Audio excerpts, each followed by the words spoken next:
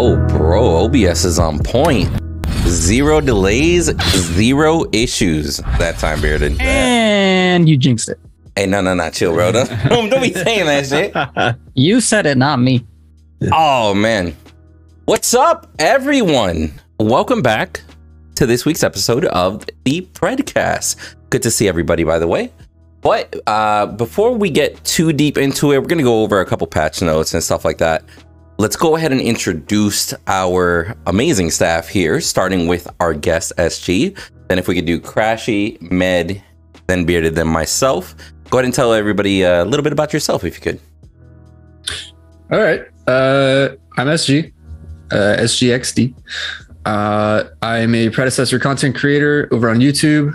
I haven't started streaming yet because I am lazy. Anyway, but I make the series Smooth Brain Guides over there. Those are a lot of fun. I just released one yesterday, my Grux Smooth Brain Guide, and I'm really proud of that one. It took me a long time. Other than that, you can find gameplays on there. I like to edit my gameplays down so they're a little bit more consumable. Overall, just try to be funny, which is kind of hard to gauge. So I love hearing feedback from people. So if you're ever over on my channel, slide me a comment. Let me know what's funny and what's cringe. And yeah, that's me.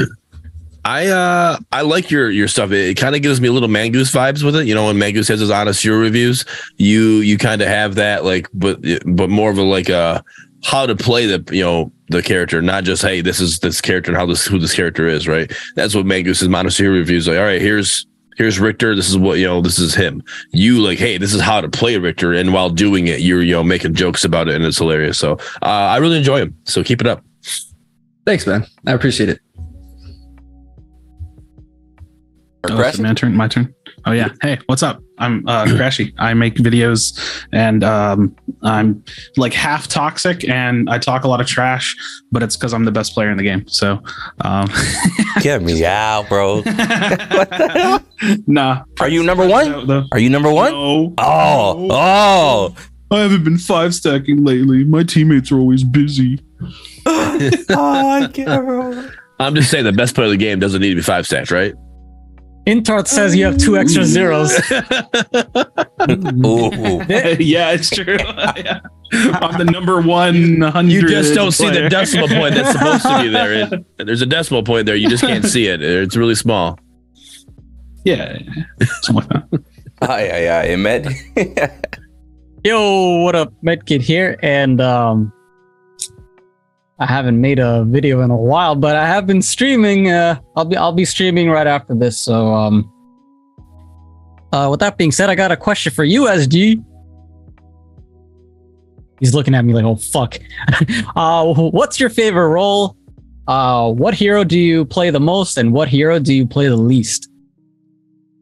Mostly, I tend to just fill. But lately, I've been focusing more on jungle, just because I mostly play solo queue because I play early in the morning and y'all motherfuckers wake up way too late. And I don't trust solo queue junglers. So I've been playing a lot of jungle just to, secure the objectives and make sure the game actually flows. Bro, I'm the fucking same. I don't trust other junglers. In terms of favorite heroes, these randoms, man. It has been Grux up until I started making this guide, which has taken me a long time. I'm tired of seeing Grux, bro. I'm done with that champion for a good long time, man. Like I played 6 games of Crunch today, won all of them. I think that's the new homie. But I like everybody in the game. I haven't played anybody that I haven't disliked. My least favorite hero to go against, I think, was something you said. No, well, regardless, the least player that you used. What's the ones that you used the least? Oh, least used? Yeah. Probably Decker. I don't play support that much, and when I do, I play Richter, who is the one I was going to say my least favorite hero to play against, because that pull can just change the game so fast, bro. Yep. Like one good hook, man. That's why I like playing him. That's why I hate playing against them. So it'd be like that. So I do have to say one thing though. There's a difference between waking up and working. All right, we're not waking up late. We're working. Fair, bro. Fair. Okay, fine.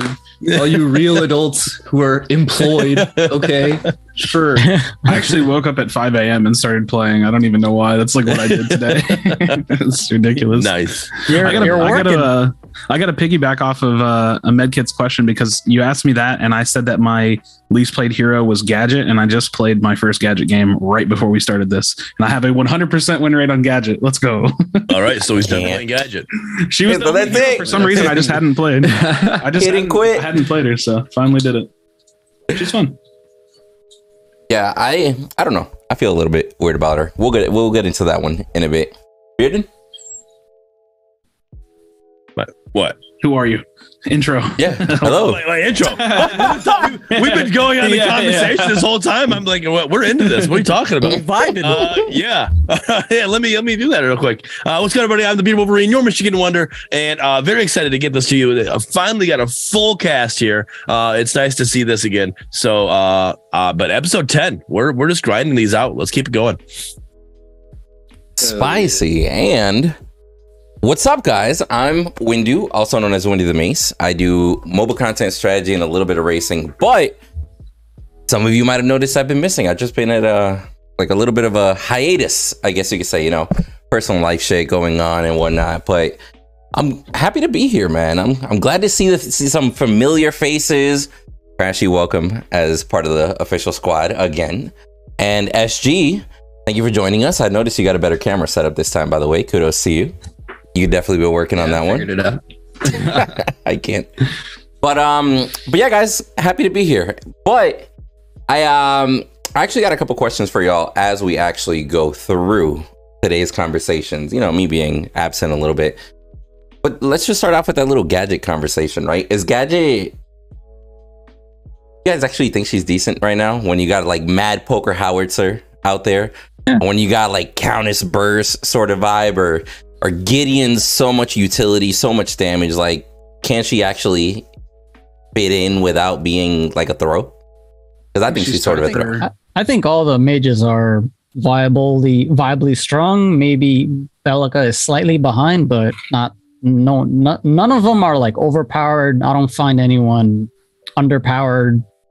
Just at the end of the day, it's all about player skill. Yeah, I have Gadget tied for like second best mid, I think. Really? I think she's really, really good. Now hold on. You have one game you probably destroyed knowing you, and now you're like, hey, she's kind of broken. It's not even about that. It's about her ult and her wave clear. And her speed gate. There hits a certain point in the game, like late game, where it's like hard to end the game against a Gadget. It's just so hard to like push an inhib when she's just sitting there clearing waves just over and over and over again. Mm-hmm. And like her team fight's like really, really good. And there's only one other mage that I think is like slightly better than her, and that's Faye. But I think not just clearing waves either. She can shove waves up. Mm-hmm. With a movement speed gate the wave that's on your feet, and then you walk backwards to the wave that's incoming, and by that time you have your speed gate again, and just drop the speed gate, and there you go. You have two waves, kind of a little, slightly faster. Yeah, I think she's really good. So yes. For those that are watching and don't know, speed gate works on your own minions. Yeah, I think arguably the change that they made to speed gate is probably one of the best Gadget changes that I've seen in a good minute. Because I forgot who it was, but I saw a Chimera constantly trying to gank a Gadget, and she would speed gate herself out while simultaneously stun the Chimera every fucking time. It's a bad Chimera. I mean, granted, he should have timed it. Not wrong. Over the speed gate. But you can also cleanse I witnessed it. Chimera. Oh, you know what? Actually, Pinzo was the Gadget when I saw this shit happen. And I saw the enemy Chimera rage. I really did. I couldn't hear him, but it literally happened. Did he do this? Yeah, that's what I'm saying. He's like, fuck this shit. Just swinging. Swing in the air. But no, I mean, Interesting. You wanted to say something? I don't play mid at all, and I don't play mid laners at all. So I have no really input on this situation. Going against her, I think that we're talking about Speedgate in the situation, how it's a stun. Like, I don't think that's right, because you have Gideon's teleport. Everybody's can take Gideon's teleport, and it just slows you down on the other side. It doesn't stun you on the other side, so I don't think that her speed gate stunning the opponent is, I think the way it used to be in Paragon, or at least the way it was in Fall. Like, maybe I can't confirm this way it was in Paragon. This way I believe it was in Paragon, but I think that's more fair than stunning them. Think of it this way. You're in the dual lane, and your mid laner calls mid missing. Which mid is gonna get you the most scared? Like, oh fuck, they're coming in with an ult. Okay. Phase ult, just literally, I feel like every time phase ult, it just one shots me. That's what I feel like with every. I could sit there. It's like you got Gideon's ult, his ult goes off, and you can see you're slowly ticking down. All right, I can focus shooting him. I get Faye ulted, I get pulled, and all of a sudden now I'm dead. Like, what the hell just happened? Like Phase, that's Phase the one that I can't stand going against. Her ult just scares the shit out of me. This is my opinion on mid right now as well. I think Faye is just, she's got like a slightly slow early game, and then she just scales into like a team fight winner. And like when it comes to like scrimming against Faye, she's really, really frustrating to play against, because like it just makes like really coordinated, dancey team fights really, really frustrating. I think on paper, Howie should have the advantage, but again, at the end of the day, it depends on who's playing that hero. The Faye can outmaneuver and outplay the Howie, even though the Howie has a slight advantage in terms of kit to kit. Hey, I have a question for you guys about Howie specifically. I've heard a few people talk about his mine and the changes they've made to it, and I really like Penzo's take, where he was talking about how he doesn't think the knockup from the mine should stun as well as knockup, and I totally agree with that. Like still be able to basic attack in the air or something? Yeah, basically, because it would reward skill expression. Like if you get launched in the air, instead of freaking out, if you're able to land shots, that's good. But you're also still being displaced and still being technically CC'd, and it can still help Howie in a fight. So, so you're talking about a Feng Mao is on top of you. You mine them, and he can reaping dash midair back to you. That's pretty cool. That's skill expression for sure. Yeah, but like every other displacement, even a Sevarog ult, a Richter pull, you're not attacking during those situations. Like, why would this displacement be different in that situation? I think that's a fair point. I don't know. I think partially because it's a basic ability when compared to like Sevarog's ult, right? Richter's pull. So Sevarog's ult stunning. Richter's pull, I think, is a little bit different because it's quick, right? It's like you move, like when Howie bounces you, you're in the air for like 2 seconds. Okay, Bellica's knock up. Okay, so I have an interesting perspective on this, because I feel like I'm going to take it in an interesting way. I think that if it's a CC move, I don't want to be able to be knocked up floating in the air and be able to use a move, but I'd be cool with being knocked up in the air and be able to shoot a shot or swing an auto and potentially finish someone off that way, because so I do want them to feel secure. Yeah, but a rooted status, you can't necessarily cast an ability, but your basics. Yeah, and maybe they should work similarly like that. Yeah. But even to push this a little bit further, I actually wish that more things were possible in the air. I feel like that being in the air and not being able to do things, it makes the game feel I don't want to say clunky, because I don't know if that feels like I'm overstepping a little bit, but there is a weird little funk to being oh, I jumped and can't really do anything. You basically You basically want to take advantage of the 3D space, the verticality that this game offers. Yeah. I just think that there would be it's weird. It's almost can't characters cast in the air? Sometimes. It's some abilities you can do things in the air and some can't. I know using a howitzer as an example, if the howitzer jumps off a ledge, he can pause in midair rocket. I know basic carries can shoot midair. Not for long, one shot, but you were saying, man? If you're Grux, right?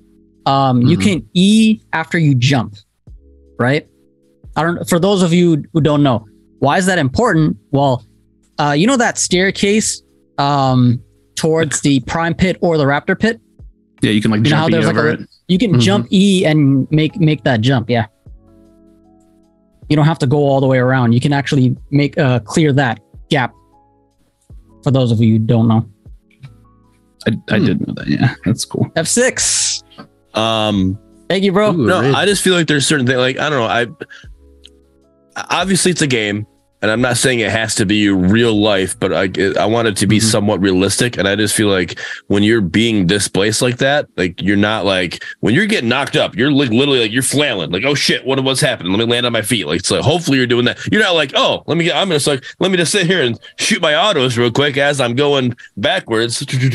You know, like I feel like that's what a displacement is. Like you're just like you're reacting to it, you know, and then you finally land. When you land, you're able to do it. So I'm okay with staying the way it is. I think I'm pretty comfortable with that too. I get the skill expression with it. I understand that side of it, but like I just feel like keeping it a little more realistic side of it, you know, even though we do have a raccoon driving a mech, you know, that's not realistic, right? I get raccoon, it, you know, bastard.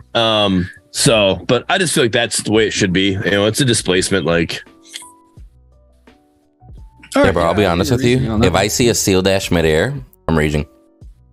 I'm just throw it out. I'm like, no. See, that is what I'm talking about. I can't, like, I'm sitting here like a little bewildered and annoyed with myself because I can't actually think of some of the abilities that I question why I can't use them in the air, but I know when I'm playing, I think it. And right now I can't think of anything, but like there are some abilities you just like can't use in the air. And it's like, why not?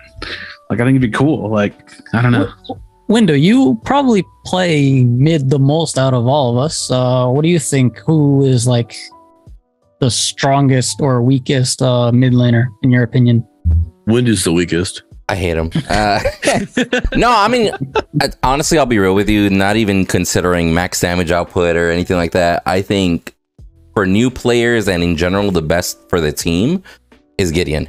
Gideon can provide a utility movement for his entire team. Like you literally can do a surprise team gank just with one Gideon portal. You got his ultimate that'll slow, so still great. You put the right item on there. You got invincibility while you got a shield on. You can clap like nobody's business if you know how to combo his kit properly. And my dude's got slows out the wazoo as well. Like a properly played Gideon literally just will not die and continue to scale. That's what I say. I don't know though. Joker said Wendy's bad. Is greater than Gideon. I think Gideon's bad. whoa, hold on. I get thinking that Gadget's better than Gideon, but bad? Well, so that's the thing. Okay, so I always get myself into trouble like this because and I do it with my tier list Joker. too. Anytime I think something's bad, it's because I'm thinking not just like character in a bubble. I'm thinking like characters in a bubble. So I'm looking at relative strength, right? So like if I say, oh, I think this character's trash, or I have a bad habit of calling characters useless. If I call a hero useless, it's not that they're useless. It's just that they're not even anywhere close to the other heroes that are better than them. So like that's kind of what I think about Gideon. He's not useless. He's definitely good. I just think that there's like 3 other mid laners that do his role a little bit better. So the Lance Justicles brings up a good question. He says, explain why Kai can jump mid-air, but Rampage can't.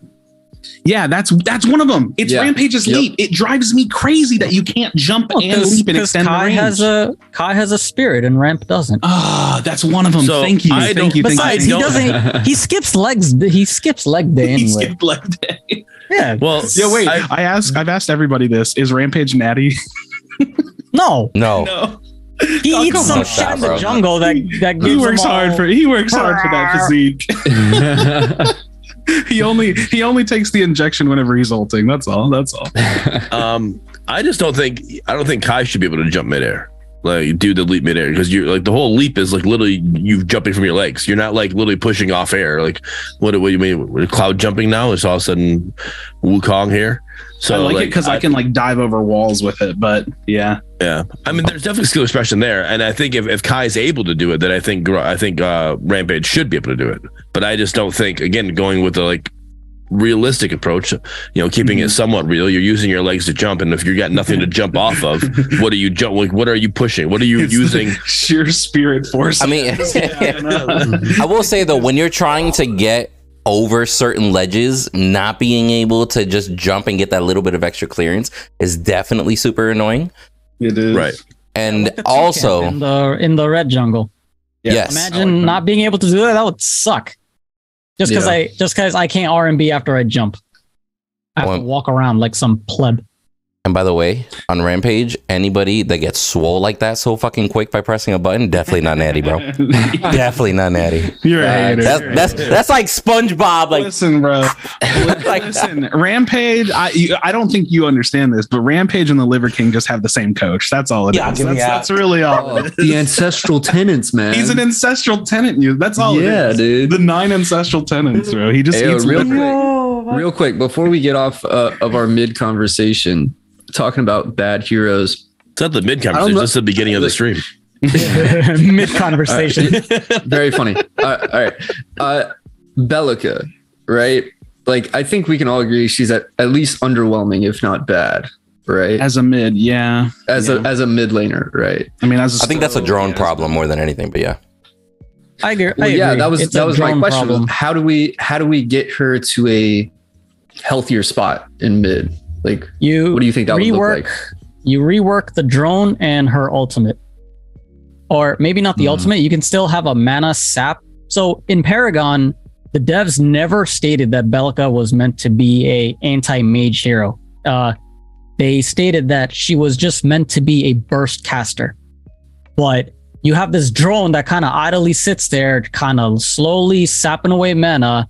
Like, it's just not fast enough. She's not bursty enough. So my idea would be make the drone just a quicker, big burst of damage that saps mana.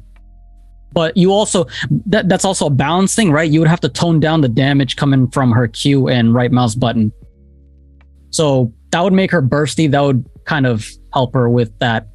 I would definitely play around with the drone, but again, I don't know how, yeah. But again, it all depends on what the devs want to do with Bellica, right? Yeah. They don't necessarily want to make her the same as Paragon. They might have a more like a different identity set in Predecessor. And it's also a weird thing to dance the line between like you buff her too much, then she's crazy support too, right? You know, so it's like you have to keep her in like kind of a singular identity on what you want her mainly to be.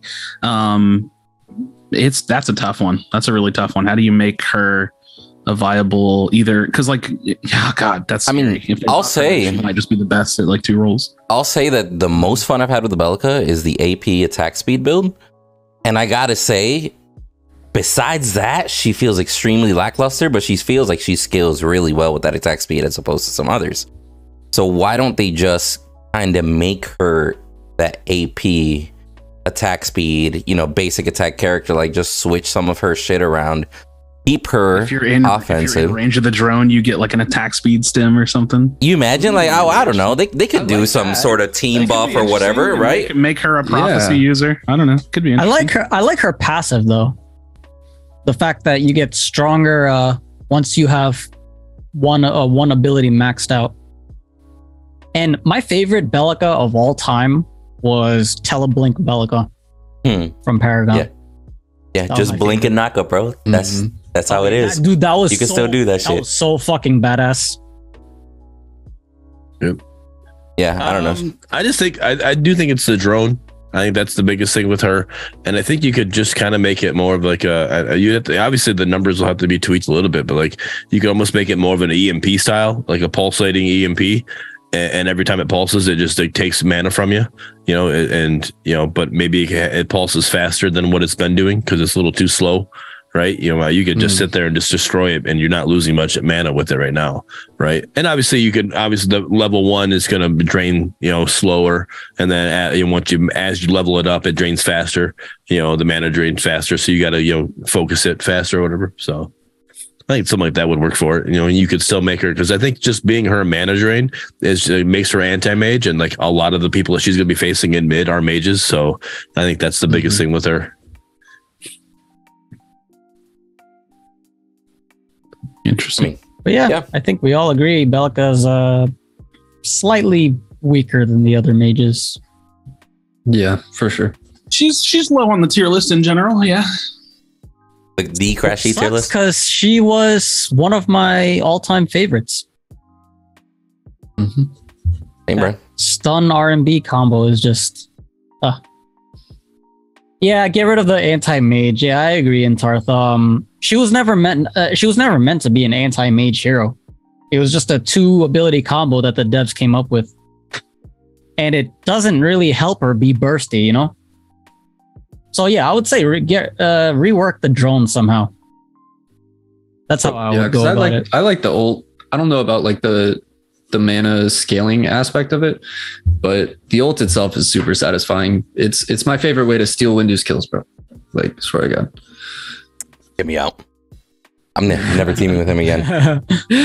But on a transition, just to kind of go over some of the things that have happened here.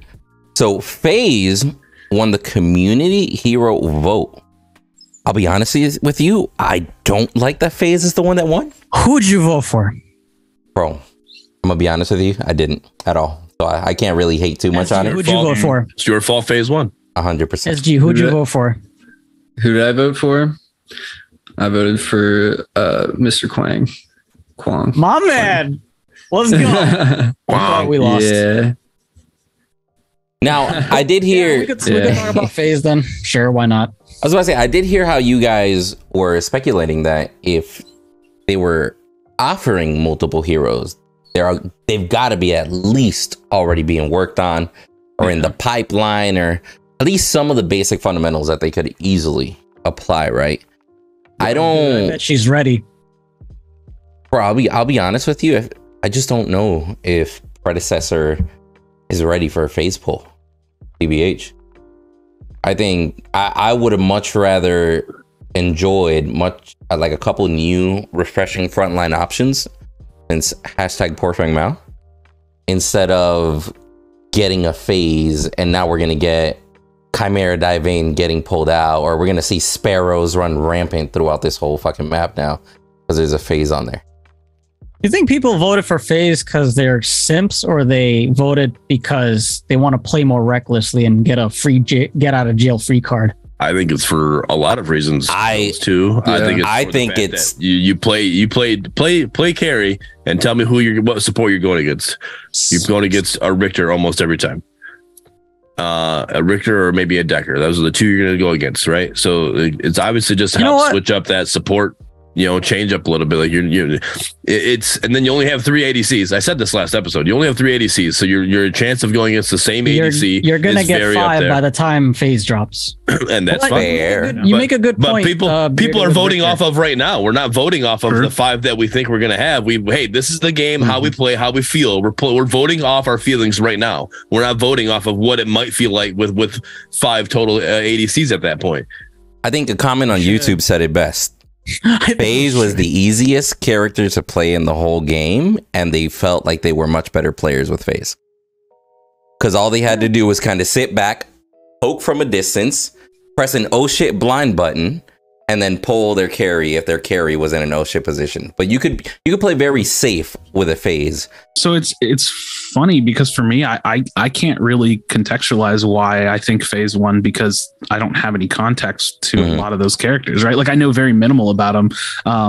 My perspective was like, I obviously wasn't going to vote for FaZe because I'm not a support main. That's like my number one motivation is like, I'm going to vote selfishly, as most people probably do. Right. And then I was like, oh, hey, I think both of these other characters just in silhouette design alone, like the way they look, I was like, both of them look like they could jungle. So I just picked one. I was like, Greystone he looks cool. That looks like a dude that I would play. So I just picked one. So yeah, that was kind of like my motivation, but it's always funny because I think the other thing is like, I don't know like how many, like I'm curious what the percentage of the player base is like former Paragon players. I don't really know. There's not really like a way to know. I'm so curious. That'd be a pretty good poll to see. That would be. I thought it would be like the majority, right? But like probably, yeah. Talk to people in game, and they're like, "Yeah, I never played Paragon." I would assume I've got it's a couple friends into 60-70%. Yeah, it's probably still like the majority. Wasn't most of but by Paragon, not as much of a margin. Wasn't most of Paragon like console players? Intarth, do you know? Like 70% or some shit like that. Of all of Paragon fan base. That's gonna be, man, when the game gets there, that's gonna be a big day. That's gonna be a big day. I just hope that they change her blind a little bit. Like Like the blind that she had, what was it? A complete black screen for Paragon, original Paragon, or was it the white screen? Psychic Flare originally was white. I don't remember like whether it was like a whiteout, blackout. It was blinding people. No, they changed it to black. It was a flashbang, bro. It really was. Yeah. Your 40-inch TV would go like also. Enemies that are blinded, they have this VFX where their face would like be all bright, so you can tell. Okay, they're blinded. Right. They're blinded. They were affected by it. Yeah. So that's cool. I didn't like that one, and the one that turned the whole white screen. I didn't like Fault's version where it went a full black screen. I do like Overprime's version. Overprime's version where you can kind of, it's a little blur, but it's almost like an eye, like reticle. So you kind of you can see a little bit in front of you. You at least have an idea of what you're doing, you know?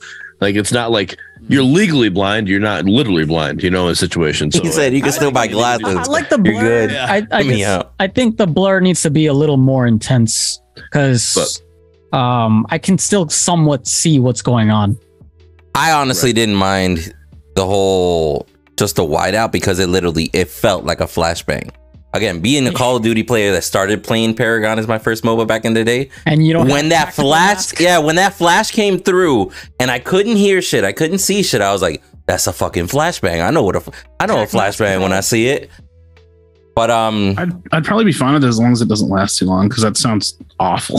Yeah, it was like a second and a half or some shit like that. 2.5 seconds. You really had to know. 5. You had to be very conscientious of your physical positioning to know exactly what direction to start walking the moment that you're blind or some shit. Can you cleanse it? Mm-hmm. By the way, if you're linked to somebody, you should be able to. If you're you can cleanse it. If you link to somebody, the flash happens on you and your linked ally. So that you had double in the field. Yeah. It was again, like I said, bro, that blind was an oh shit button. You can pull your ally from safety, and the beam, she used to throw a beam that used to slow per tick, and if she landed enough, she would root you in place. But the length of that was like 2,500 units, and a basic range attack is about like 1,500 units on average.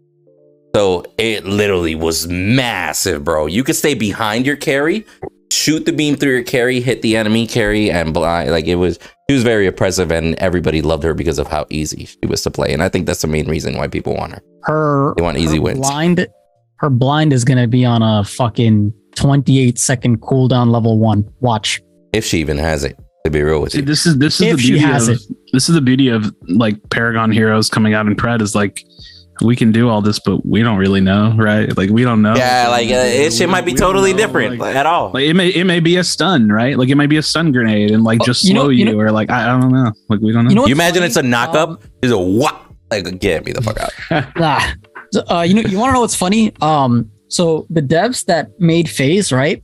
They originally wanted her energy lance to be the ultimate, not the steroid, not the giga steroid.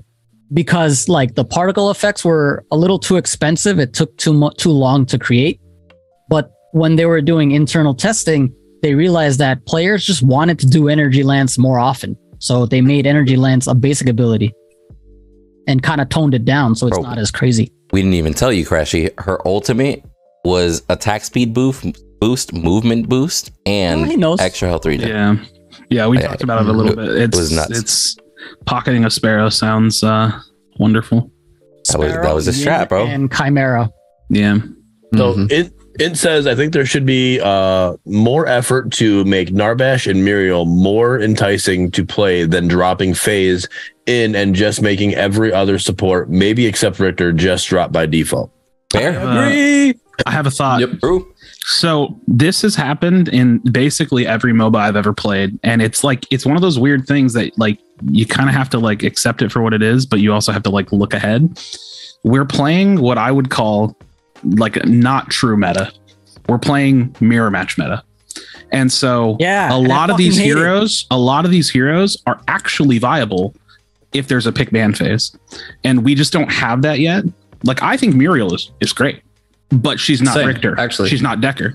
And so right now, if you were to snap your fingers and pick banners in the game in like ranked mode or something, you have, Richter gets banned. Team 2 picks, Muriel or something. You know what I mean? Like it's just ban the ADCs and one team has one ADC, and the other team doesn't. It's weird because whenever you exist in the quick play mirror match, well, we're just not ready for it. And it totally makes sense to me, but it does skew our perception of balance because you're like, oh my God, some of these heroes are just so strong and that's why they get picked every time. And you're right, but it's just because there's no downside to just picking. Like, let's say there was a 5-hero team comp that was the objective best team comp. If you were watching competitive play, it would just be that comp versus that comp every game. And that's boring. It is boring. It is boring, but it's just to kind of jog the brain about the concept of balance, because we do have an understanding of what is balanced, but it's like in this sphere of the way the game operates. You're about to see Revenant Bellica duo lane all the fuck over again, bro. Like, that's nasty amount of burst that goes across that lane when you put those two together. Now, actually, speaking of... Odo says FaZe was supposed to be a backline support. That's why her lance was so long. Yep. Mm-hmm. So I think what needs to happen, if that's what you're going to do, and that's fine if you be the backline support, but if that's what you're going to do, you need to make her squishy. So if she does become this, if she, hey, I'm going to extend my lance even farther and becomes a frontline support, then she needs to be, it basically needs to pay for it. Yeah, that's how you countered her back in the day. Kill the FaZe first, always. Yeah, when FaZe came out, the meta was like, if there's a team fight, ignore the carry, focus FaZe, then the carry. Right. Yep. That was literally it. Because if she has fucking cast converter, what was the other one? What was it? Thermal bond?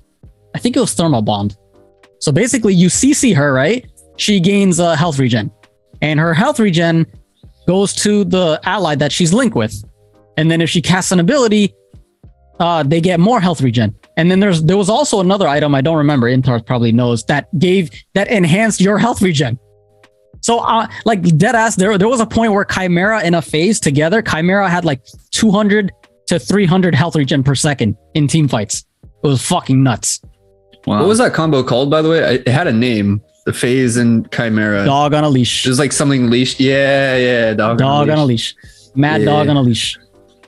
Oh yeah, so Circlet of Health. God, Dave, that was another thing. Yeah, Intar, Circlet of Health. Pappy's asking, do we think that when Gray gets put in, do we think he's going to have his original ult, his Paragon ult? We kind of talked about it a little bit last week. He can't. Why can't it? Because though? Phoenix. Why can't it? Okay. Why not? That's just double revive. And it's a passive. Tell me. That would be the first hero where we have a hero that has a passive ultimate. So I think the beauty of if you did leave, it's an active. It's half active, half passive. Well, it's like half. Well, yeah. I think the beauty of if you did leave Greystone with his ult is that he could.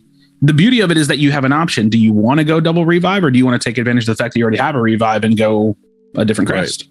So like, I think I personally would be fine with it. It's like, yeah, it would be annoying, but like Phoenix is annoying. Yeah. So like, it's just another thing to deal with. It's like, it's the same way that like, and that could be his passive blink gone and not his ult.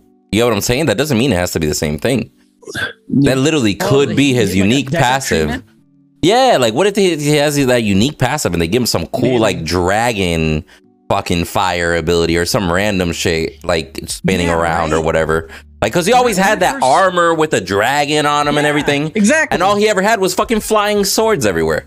So who knows? Maybe they spice it up. When I first saw Greystone, I thought he was going to be like dragon themed, but turns out he wasn't. Lord Farquaad, bro. And the reason I think he can do it is because you got Feng Mao. Feng Mao can do he's got his dash. He's also he can pick the crest that gives him a dash, and you also have the flash, right? That everybody has. So why would he be able to do the double dash, right? If you can do a double dash or a triple dash with him, why can't you do a triple life with Greystone? If you want to pick Phoenix, that's your decision to pick Phoenix twice. That's kind of nutty, dude. It's so funny. I remember during like the content creator test that we did, like the content creator early access, I was still like really new and like learning the game then. I was like trying to counter gank off lane, and there was a Feng Mao that had just like got a kill in off lane, and I was so confused because I like was trying to get in range to jump on him as like Chimera, and then he like did his dash, and then like I blinked, and then he like next, and then he like blinked, and I was just like, dude, this guy he's down the whole lane. I was like, I remember going into VC and I was like, what was that? Because I didn't understand it. I was like, I actually don't like, what is that? So bro, Crashy, wait till Shinbi's here. Wait till Shinbi's here. I know nothing about Shinbi. She's got the double dash. I think you were going against basic me. Ability. It might have been. I remember I hit the VC and I was like, dude, does he have like 4 dashes? Yes. I literally have that video. Yeah. I was like, what? I was the one. You're like, I'm like, no, that's just I had my dash. I had the flash, and then I had the. Yeah, and it's because I didn't know. I didn't know Nex at the time. Right. I didn't know Fang Mao's kid. I was just like, dude, what the hell just happened? He's gone. That's funny. That's what I'm saying. If you could do that, if you do it with Fang Mao and any other character that's got wait till Twin Blast gets here. He's going to have his dash forward. He's going to have the flash, and then he can also pick the crest that gives him that little boost as well. So you're going to have that as well. If these heroes can have multiple dashes, a lot of high mobility coming. Lane, like why can't Greystone have his ultimate with Phoenix? Like I don't see the reason. I don't see why that all of a sudden makes it where he can't have it. I think it's just. I think they're not going to waste a slot. I think that's what they're going to do. They're probably going to pull a Decker and do something fancy, replace his ultimate or change one of his basic abilities to his ultimate, like an AoE chain, like swords or something. Try and balance him and make him unique. But I think that's part of it. Mm-hmm. What SG? What hero do you want to see in Pred? What hero do I want to see? Yeah. Well, I think scrap the whole roadmap. Just give us Wukong and call it, bro. Right, how do we get him out of here? How do That's I? what we need. No. Where's that kick button? Hear him out. He's onto something. No, he's not. He ain't all right, shit. Let me hold on. Let me explain my reasoning here. All right, you ready? All right.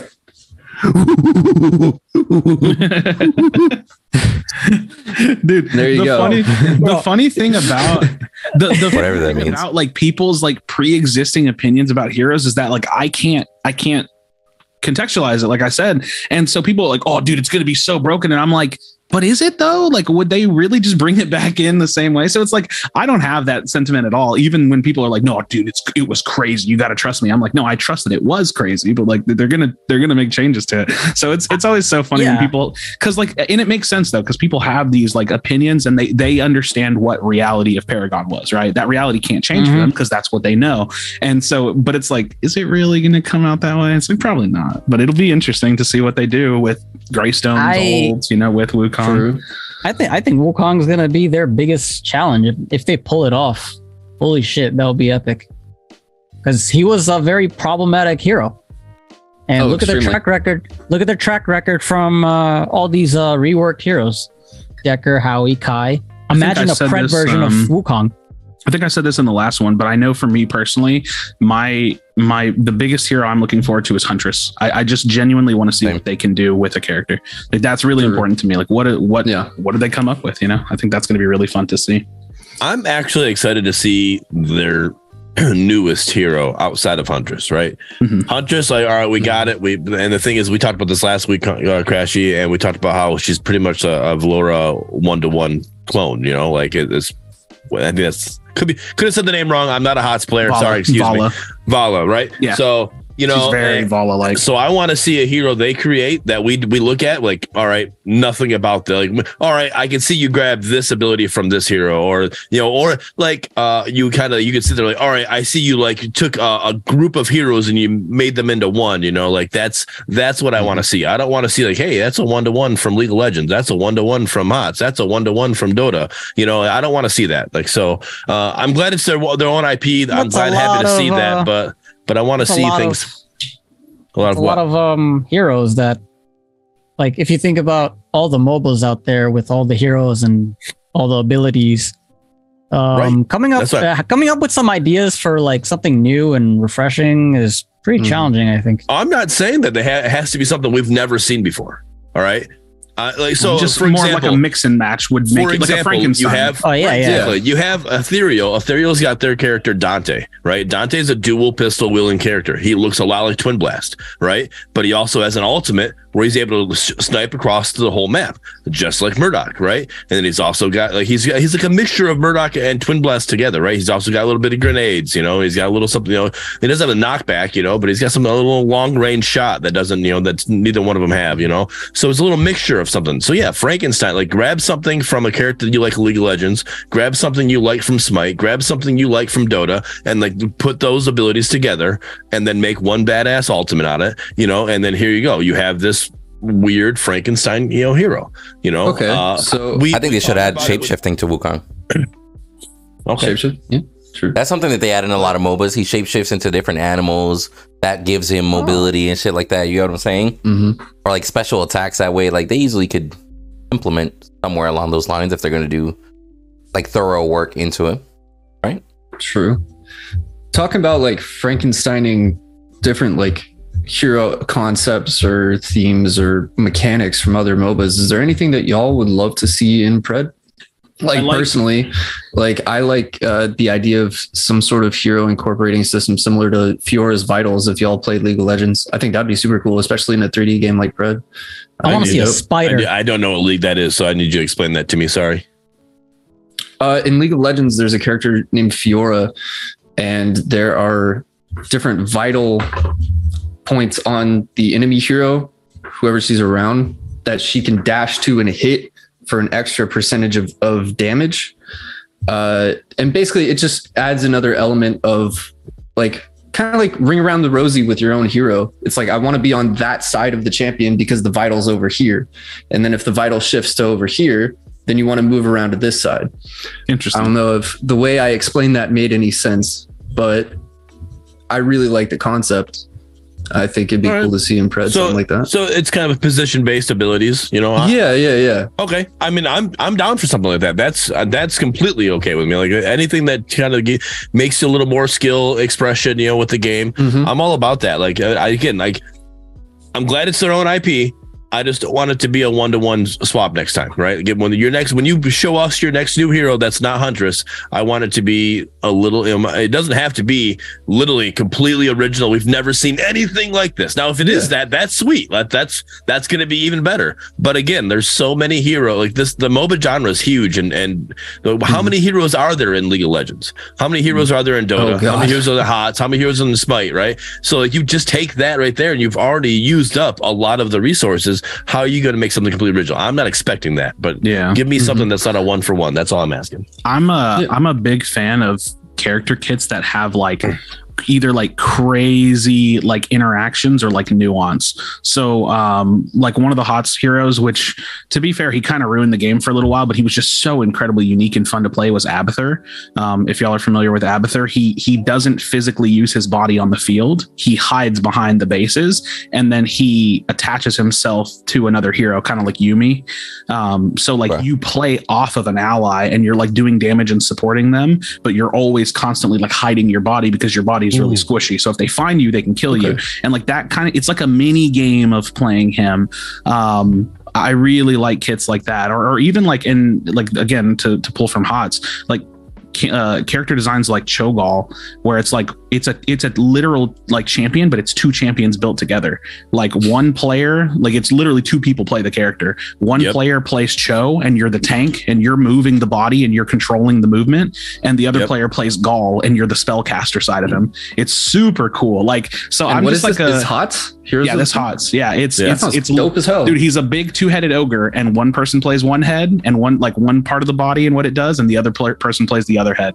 And it's super and the abilities work together. So like Cho will throw a ball, but Gall has to detonate it. So it's like you need like comms and like you need to be paying attention. It's really, really unique and fun. Would that mean that there'd be an extra player in the lobby if there was a character like that? Like 6v5? They count as two heroes. And when you drafted that hero, you had to double pick it. You had to double pick it if you were picking it.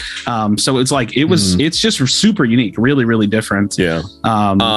Genesis had something like that. So I played Genesis for a while, and they had a hero that was a two hero, but it was they were on a car, but there was two of them, and one was operating the car. The The other one was operating the abilities. Yeah. Right. So you had to have that. And it was great. It was different, but again, you had the two players on comms together, to help kind of orchestrate together. Another hero they liked, and I would like to see something similar. I don't remember his name, but he was more of a parasite, and his ultimate, he would like literally go inside and do damage to the person. So and that's like as long as he was hosting off of that person, the more damage he was doing, and then you can obviously you find out it's the same thing. It's like I want to snipe them with Murdock, right? They got to be low enough health, right? So if they're low enough health, you ult them, you would go and parasite them, kill them or whatever, So if you don't kill them, then obviously you're going to come out and then you got to finish it off or whatever. But something like, I think that'd be cool to, have a little parasite little situation where you can kind of go in there and you enter the person or whatever. I think that'd be cool. I wanted a stacking attack speed item. Just like similar to the ones that we have right now, but just only attack speed. And then by the end of it, I want you to give me like a Super Saiyan effect. Let me fucking run around on fire or some shit, bro. Yeah. Just because I reach max X. But that sounds like a Wukong ability. Kitty. Sorry. But so Zern's right. If you did have like a Cho'Gall hero, it would like literally be relegated to duo lane because there's no jungle in HOTS, so like it does work because of that. True. Let's do this. Let's go over real quick some of the patch notes. As a quick little overview, if you guys want to break down something, feel free to interrupt as we go through. So first, they start off by saying it's our first balance patch of the year, and this one is primarily targeting item build diversity with a sprinkling of hero balance. More changes and improvements are cooking, which you can expect to see soon in future patches.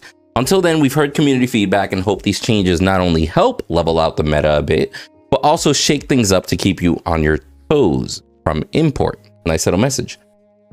So we see Countess. Long story short, we see her base health gets buffed. Her health growth, so basically health that she gains over time, gets decreased. Her movement speed as a whole gets decreased. Go ahead. Import, one of the best players in the game. He's aight. Damn, Bearded. Okay. Okay, Bearded. I only give him shit because I know he was gaming with now the name's different in Jabin. Snitch. I don't know what. The name change threw me off. I wasn't expecting it. So, but he was always gaming with him for a little bit. So, okay, shows violence today. I like it. And then on her shadow slip, recall duration got decreased by just a little bit, so a little bit of a buff there. I'm sorry, nerf, because she has less time to recall. Excuse me. Then going into Decker, basically her base physical power got increased. I didn't think that was necessary at all, but interesting. We got Drongo. I thought she already had good damage. I don't know if they just maybe felt like she needed more poke or anything. ADC, and she's literally, I'm like, dude, like I feel like I'm getting destroyed by the Decker, not the ADC. The ADC is not hurting me; it's the Decker that's hurting me. That's how I feel. Now she's slapping, and now she's hurting even more. I didn't think it was necessary. Yeah, but got to be a reason for it. So we'll see how that pans out. Yeah, on Drongo, his ultimate, they fixed a bug. Now correctly states the CC immunity in the description. I guess it wasn't mentioning that before when they implemented the change.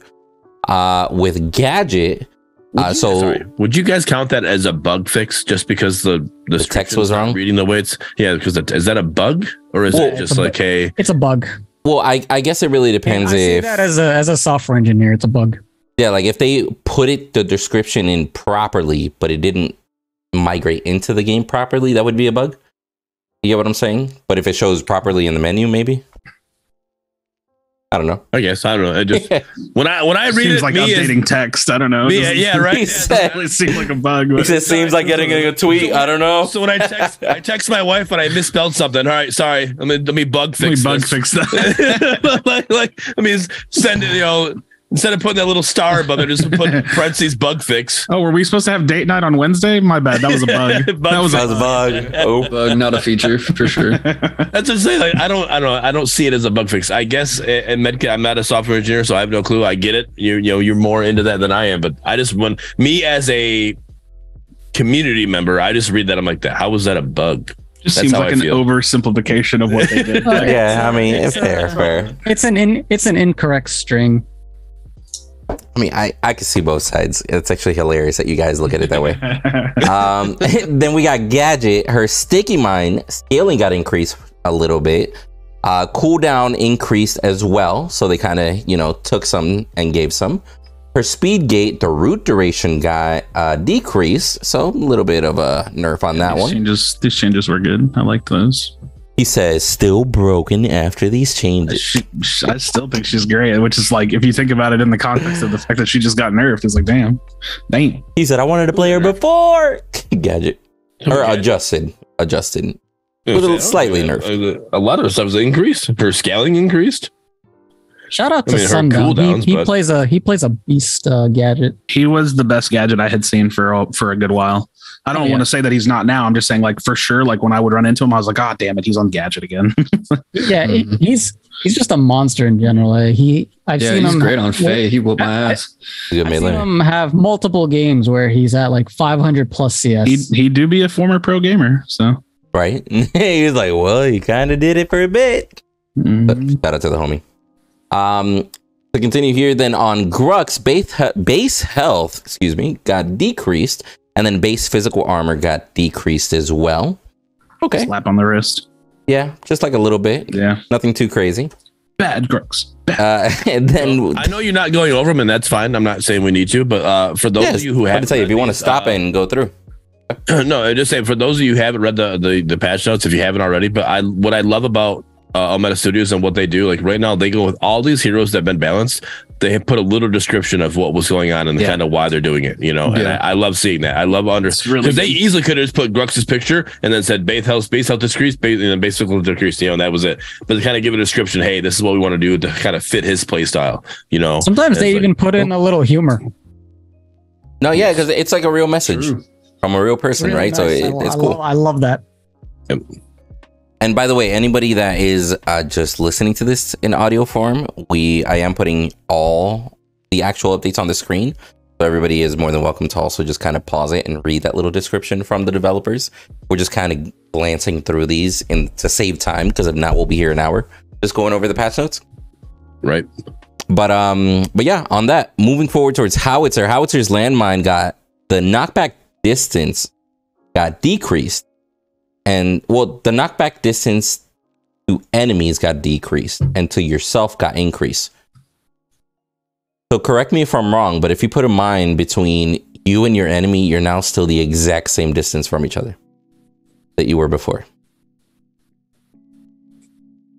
Because they get pushed. Yeah. Because when you push them, they're closer, and you push yourself farther, right? Where if you would have kept it exactly where it was at, you're still the exact same distance from each other. But maybe at this point it's more utility, so to speak. Like you can use it to traverse around the map and such. Yeah, I was about to say that. You're talking about if you guys were close enough for both to use the mine. There's times you can throw the mine far enough away from you that you're not actually getting hit with it, right? So it's only knocking back them so far, right? Not as far as it used to, right? Or if you're only using it on yourself, now you can use it to get up that. Like I think it says in the description here, of that river wall to get back up to that spot. You can use it now to clear that wall, right? Yeah, to get back into mid lane. To me, this change is pretty much screaming, use the mine more defensively and less offensively. I think that's what they were trying to go for. I see that. Yeah. And you brought up a fair point there, and maybe they go over here like we said. But the biggest downside of the mine was that you couldn't use it too well to traverse throughout. So by increasing your movement speed, you can now get a little bit more verticality and such. So I mean, I get it. We'll see how it goes. But that was the only change to Howitzer. Kalari got a change. So her death marker E, base damage got increased, scaling got decreased, so it's a little bit stronger earlier and not as strong late game. And then her ultimate, the guillotine, base damage got decreased throughout. Not by much, 20, 30 points here and there. So kind of moderate, small little change. Just checking to see, I guess, how the life of that update will treat it. Not bad. Quick fun fact. His death mark is cleansable.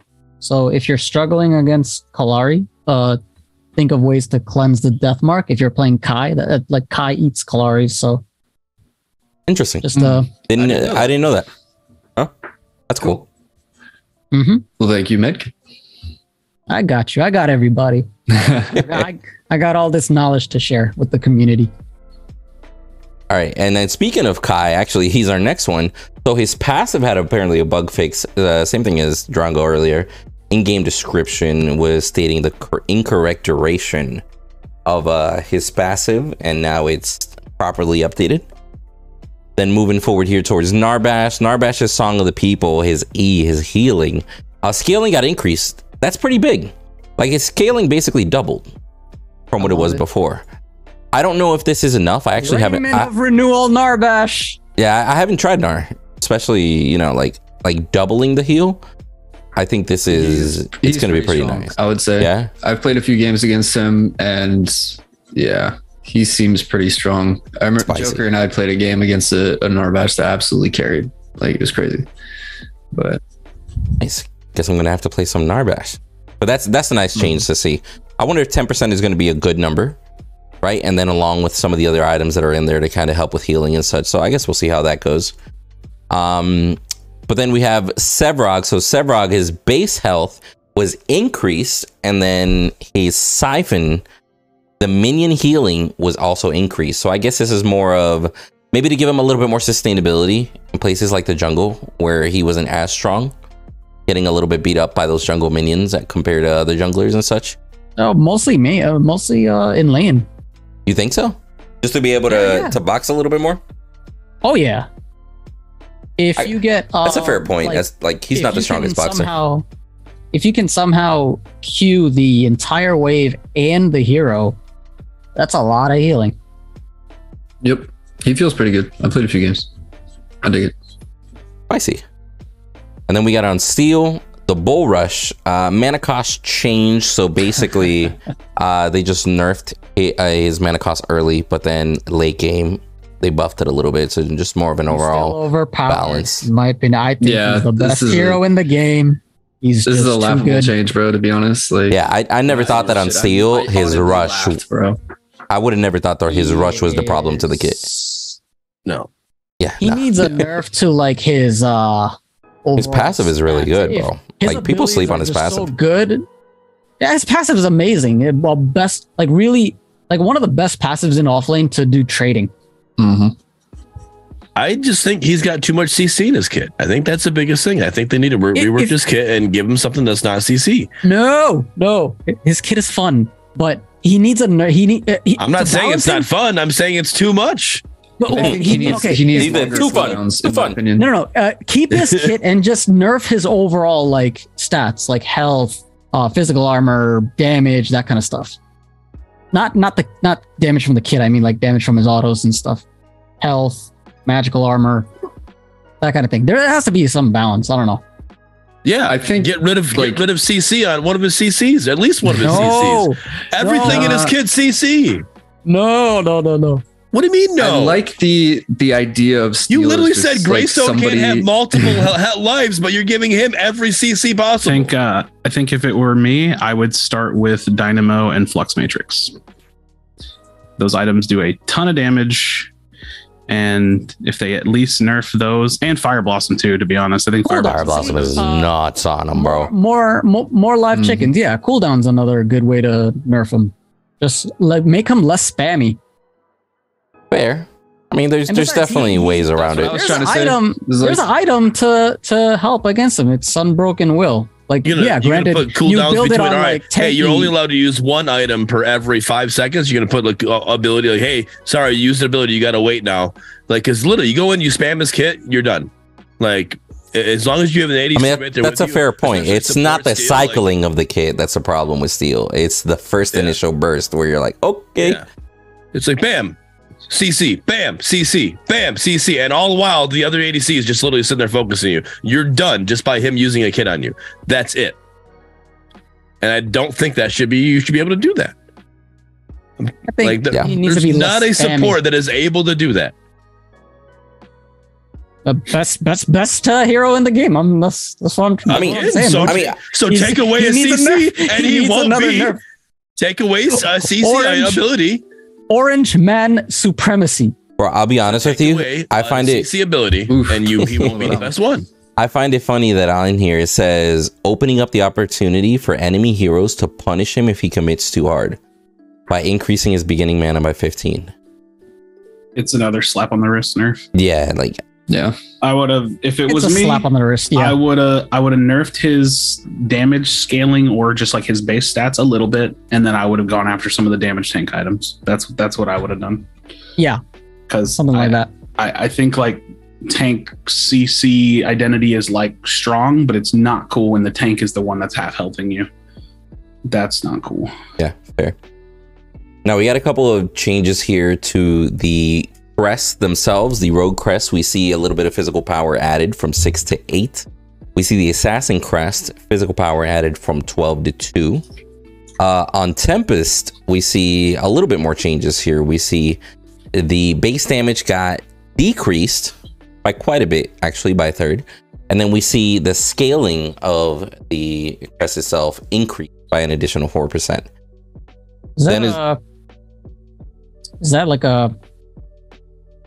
a nerf or a buff? Or it's a change, right? I mean, change. Yeah, because I can still play Tempest. It's just a shift. Play Tempest Gideon. Yeah, it's just a shift because every time that you see the base damage reduced, but the scaling increased, they just wanted to be better late game and not so strong early game, so you can snowball so quick, basically, right? Yep. Okay. And then as far as tier 2 changes on those, we got the lock doll. I've never even seen that wording before. It's always ignore it. So cost decreased by a substantial amount from 1,300 to 950. Health decreased by 25%. Health regeneration got removed completely, and they added magical armor. As well, the passive got reworked on this item. The new passive is Blighted Veil. Receiving magical damage reduces the source's healing by 20%. So they added anti-heal into it. Now as well, the recipe changed, was Vitality Crystal plus Life Stream, and now the build path is Vitality Crystal plus Wrap. Do you think this is a massive change? Why? Because they added anti-heal as a passive? It's a complete rework of the item. Like the item's just completely different than what they originally set out for it to be. You guys like the fact that it's an anti-heal item now? For magical damage, yeah, because Shinbi's also coming. Oh, so you think it might be anticipation more than anything? I think so. I think it's a good targeted counter build item. Yeah, good against Countess, etc. If Kwang was not, let's say, I think he was physical in Paragon, but let's say he was magical instead, and he has his lifesteal. No, Kwang was still magical. Kwang was a magical hero, but he did physical damage, of course, with his basic attacks, and he got the passive life regen off of those basic attacks as well. So you saw a lot of people build attack speed into Kwang just for a little bit of sustainability early, but he was magical. I wonder if he might be a mix like Crunch. Maybe that'd be cool. Or hybrid heroes. But yeah, Lockshall. I like this change because it's they're having future heroes in mind. I think. It's like, I mean, it's good. It is literally counter Countess as well. Like if a Countess is getting crazy, it's just like start building this. Like you're gonna. Well, and it, like Sockap says in chat, it says you get a magic resist item and an anti-heal magic resist item and an anti-heal AD item now. So like we literally every type of character you want to build now, you can build an anti-heal item out of now. You're not just building some random item just to give yourself anti-heal to counter a Chimera or a Countess or whoever you're going against. You know, you literally every role has one now.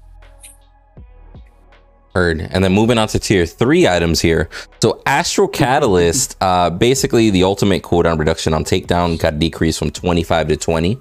So now 5 kills will reset everything instead of 4. This item's still nuts. It's bro. So like it's still just such a crazy item. But it's fun. It's a really fun late game item. I mean, but at this point though, so after you kill all 5 people, then your cooldowns are reset, but everybody's already fucking dead. Alt the wave, push the inhib. I don't know. Yeah, that's what I'm saying. Like, hey, we got it for Raptor. Go again, I guess, right? I think at 20%, it made sense because you could spam it on the 5th person, but it is super fucking impressive. It's way too easy to get that effect stacked up.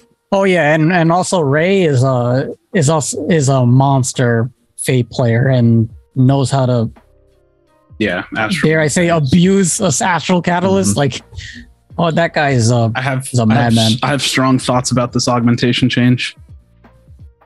Okay, all right. Well, let's go into it. And then you tell us about it. All right. So augmentation, physical power decrease, and attack speed was increased as a whole. Okay. Why? I really like this change because I feel like it's niching the item, and that's like beautiful. But the reason why I said I have strong thoughts about this change is because it's not about augmentation. I want them to do this to other items. Like this is what they need to do to Sky Splitter. This is what they need to do. Like they need to take some of these items and niche them because this is a really cool change, but it needed to happen to other items. No, that's a fair point. It makes it more of an attack speed than instead of just a balance. Like a little bit of everything.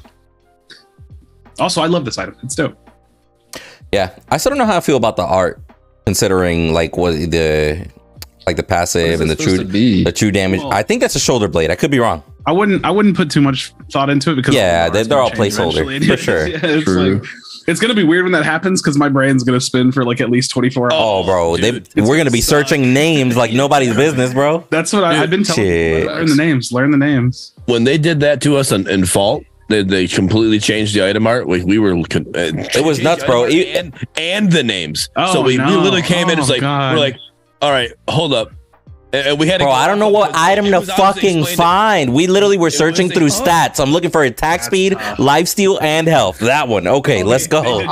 They did y'all dirty. Another. It was in the patch, so we at least could reference it. But it sucked.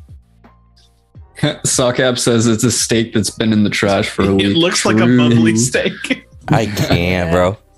True. All right, moving forward here towards Demolisher.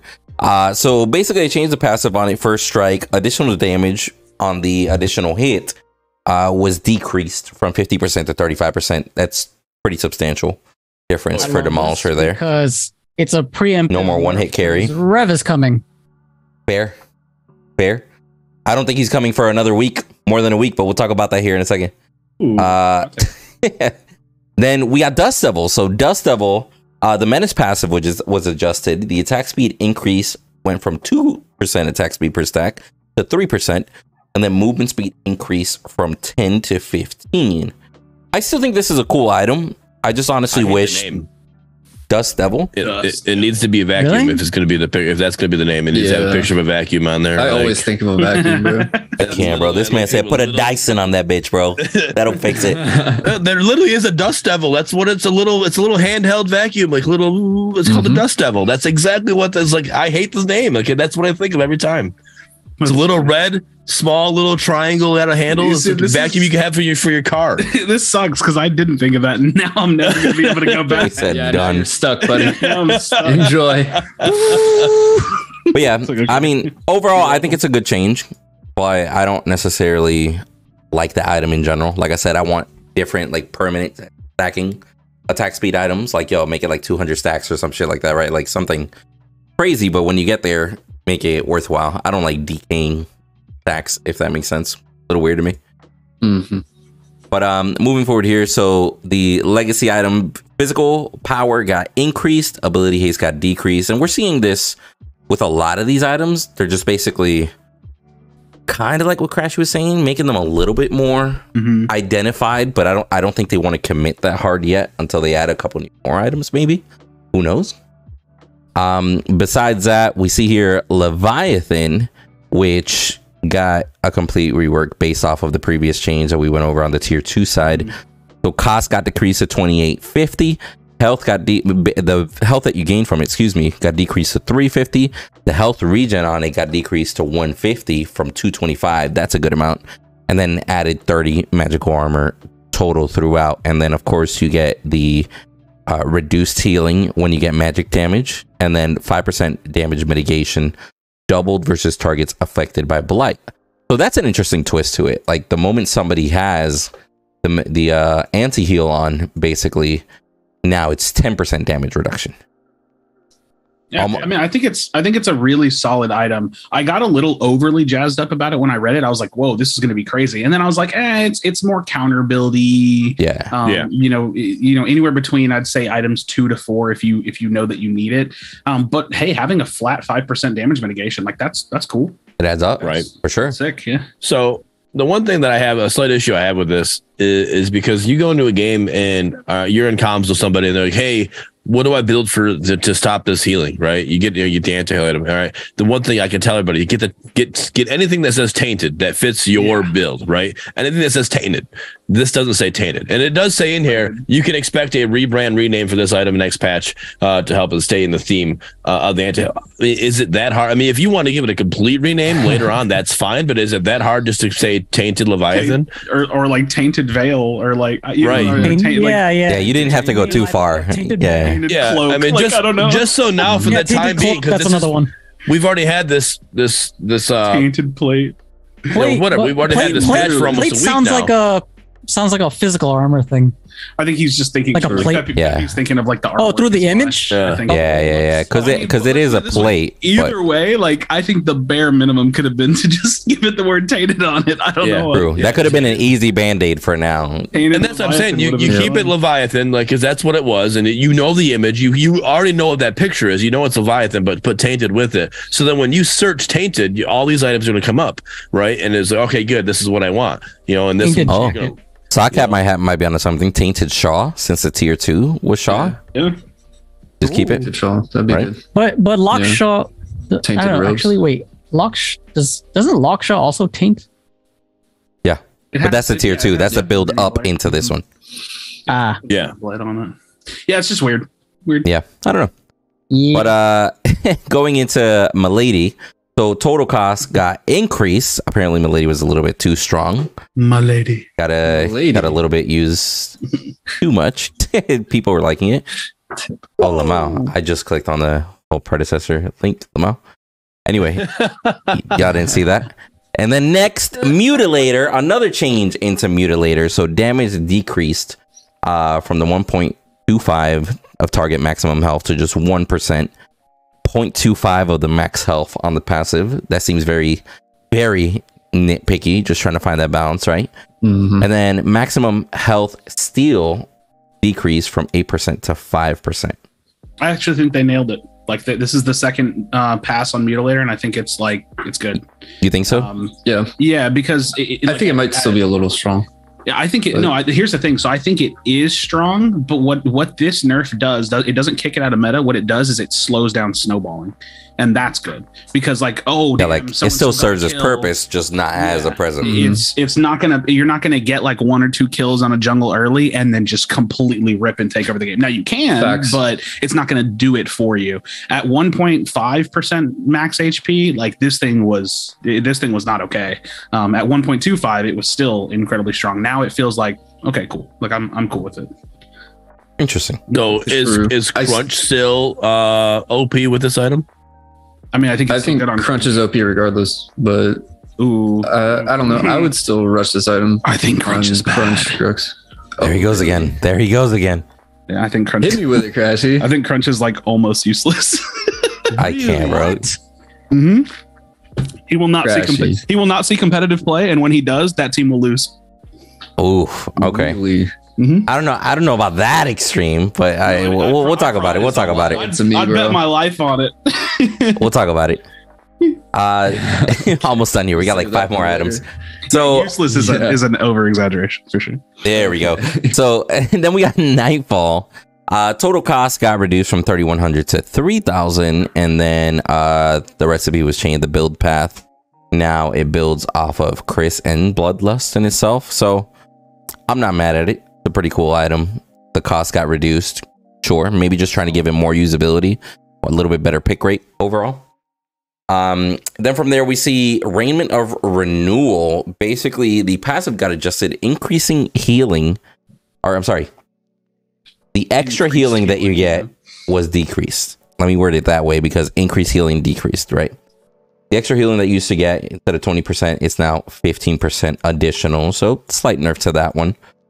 Then we got Tainted Guard. Ability haste increased, from 10 to 15. So now you get even more ability haste off of that tank anti-heal item. Then we got tainted rounds. Attack speed got increased. I think that's a nice change. Adding a little bit more attack speed to that, you know, the whole carry tree and stuff, because I feel like those carries get nowhere close to that max attack speed that they easily could get to at some point.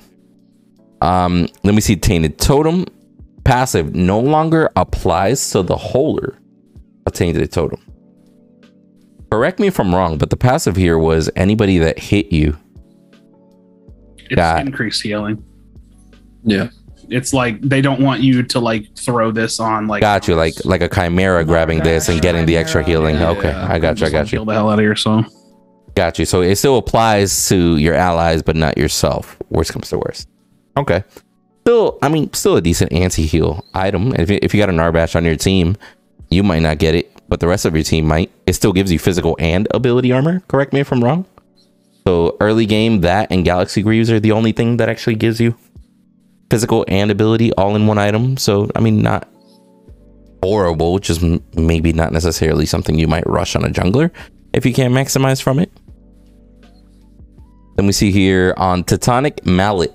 Bug fix description now correctly states that the mallet grants 5% additional movement speed. Magical armor was decreased from 40 to 30. And then another bug fix no longer factors in combat penalty for bonus power. I'm not sure what that means. One of you guys break that down to me? What do you think this means right here? When you auto, depending on if you're ranged or melee, you get a movement penalty. And that would affect Tectonic Mallet. So now Tectonic Mallet ignores that. So it's a lot better. Interesting. Isn't this the cleave item? Correct me if I'm wrong. Cleave? It's the move Tectonic speed Mallet? item. This item is useless. Move speed, yeah. It's so bad. He said trash. Get it out. I don't think it's that good at all. It's just a weird item. Like it's just one of those things that just like exists, and you kind of like, oh, okay. Hey, off meta builds, I guess. Yeah. On Terminus bug fix, the shield could be stacked infinitely. I guess they adjusted that, so it just you don't have a full health bar of shield. Now it just caps. This was the bug. I was referring to last one that you found, but you didn't want to say out loud. Hell no. Can you imagine these I use this thing almost all the time. I didn't even notice that it was doing that. That's because they're melting your shield, bro. In general. Like, I think it's a really strong item. I think it's a crutch. Like, it's a really, really good lifesteal item, but you take this item out of the game, the diversity of lifesteal just goes down the drain for physical carries. I want more lifesteal items in general. I don't want to have to grab this just to get an additional 15%, just so I can get into the 20s easier, you know? Another I like this option. item. I like this item because it's one of your highest that you have for lifesteal, but also it's one of your highest that you have for physical damage too. Do you guys remember Vampiric Blade? Maybe. No? Maybe. Imagine that Paragon, you talking about? From Paragon, yeah. From Okay. V40. Right. I don't know if we're talking what game we're talking about here. No, yeah. Imagine if it was another crest option where this active, you click it, you gain like a fuck ton of lifesteal for the next couple of seconds. Oh. I mean, the issue would be it'd have to be some sort of active, right? I definitely like just like Vampiric Blade. Well, yeah, it's like a but I like triggered lifesteal items, but similar to the one that's already in there right now. It could give you passive lifesteal, like increase more lifesteal than the other crests. A Vampiric Blade also gave you lifesteal, like as a passive, but the active just steroided it. You got it, buddy. You can't. That was a hard one. You're chilling, bro. You're good. So moving here towards True Silver Bracelet. So True Silver Bracelet, the health got decreased a little bit. Like we said for a couple of them. I think this is just a slap of the wrist, because with the good part about this item is, of course, the passive and the shield that you get, and etc. Not sure why this 50 HP mattered when it comes down to it. then from there the tanks were using it. The whole point of it, when you go back up to the true silver, what was it? They nerfed the other item. They said they didn't want it to be, and Metcalf wanted to make sure you could still do as Gideon. I'm trying to find it real quick. There's a certain item they changed, the Tempest. Part of our efforts to combat many tank mage builds that have cropped up lately while keeping Gideon's Tempest / True Silver build intact. We've tweaked the damage numbers on Tempest, right? And then you do the same thing with this one. Let's scroll back down to it. Sorry. True Silver, again, it's less health overall. Tank. They're literally trying to stop the tanks from like, hey, I can get this and get 250 health. Let's go. Guys, Gideon, Tempest, True Silver. Try it. Spicy. Yeah, I don't know. I mean, I just think some of the mage items are the best items in the game. And Bam Bam. Watch what happens. He said Bam Bam. The more enemies you ult, the better. You'll see what I mean. All right, and then to finish it off here, we got Void Helm. Movement speed got increased from 10% to 15%. I honestly, that means nothing to me. I guess it could affect, right? Slight little buff. Yeah. I could do without that one. Now, hold on. So let me ask you guys, because I got a little bit of a reaction. I don't think Revenant is coming in the next 7 days at all. Why? He's in the Netherrealm, that's why. Because think of it like this. They showed us a picture, right? At least from what we saw from the last one, if we have any pattern to relate to that at all, they got to do some sort of teaser video. Then they got to do some sort of explanation video. And then they're going to do the release. They don't got to do anything.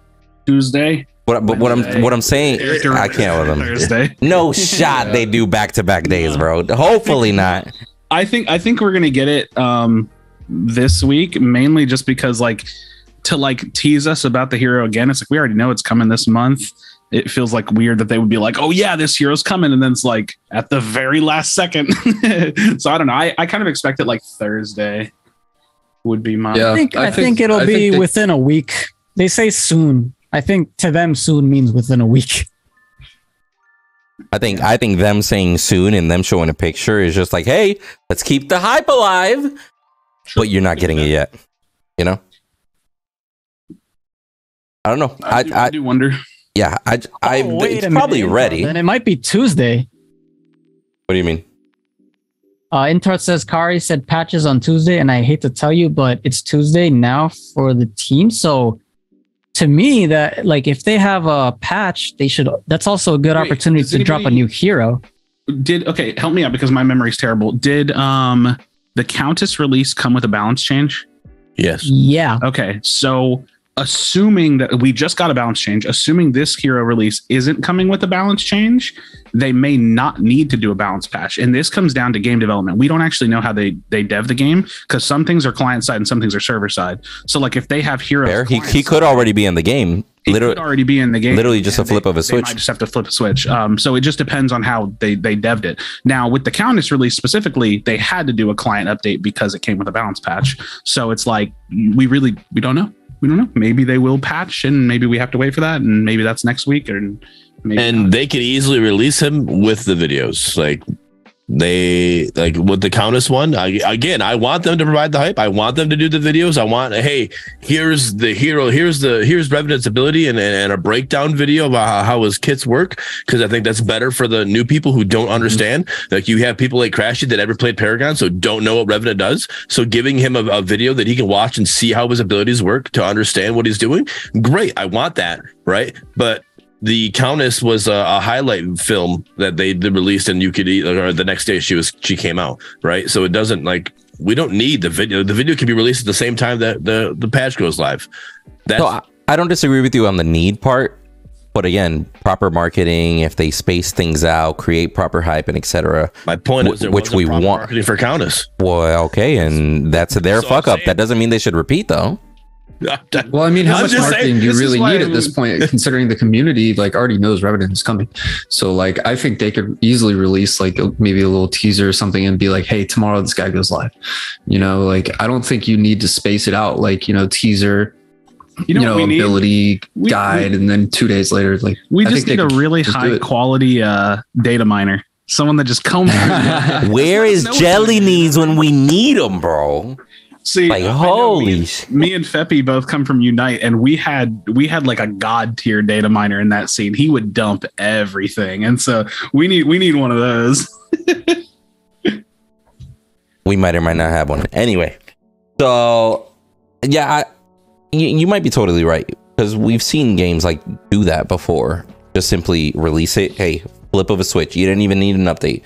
It was already in the files. You just didn't realize it, right? And that very well could go into with what Medkit was saying. A lot of these changes might be preventative. Maybe a lot of these changes happen because he already is in the game. You get what I'm saying? Maybe that's why they decided to push him now for like Demolisher and shit like that, because this was the balance patch with him on there. You just can't see him because he hasn't been flipped, so to speak, right? But again, with the hope that they do, even like into SG's comment, the point that I want them to do with the marketing isn't so they necessarily go and create all this hype around a character for, you know, outside community or within the, even if the community already knows that the character's coming, they still should do proper hype up to get the community ready for it, to boost their player numbers when this happens, to boost community engagement, to boost conversations. You're gonna have Medkit doing a video about a hero breakdown and stuff like that. All that shit is good for the longevity of the game and the community that you're trying to build. If they just flip the switch and release it very poorly, I mean, that we saw Fault make that mistake with Iggy. It's just like, oh, by the way, here it is, guys. Sorry, we forgot about it. And then it was like, what the fuck? No heads up, no video, no nothing. He was just in the game. It was the most underwhelming hero release I've ever seen. And it was a dope character. I thoroughly like this kid and how they designed it and whatnot. But it was, they dropped the ball. And I wonder how much of that matters pre-free to play release though. I think it matters for community engagement and retention. Practice, like it would just be better for them to kind of like refine their formula for how they want to do releases. But like I think anything marketing related right now is kind of just like it doesn't like, I don't know. Well, but I don't know if it's not like they'd be wasting money into it. Yeah, no, that's definitely like that's the whole point behind it. Posting on social media, just sharing even within the community so the community can share out. They don't have to spend they don't have to spend anything, you know? Check it. That's funny. What happened? The pred chat. Medkit dropping memes on it.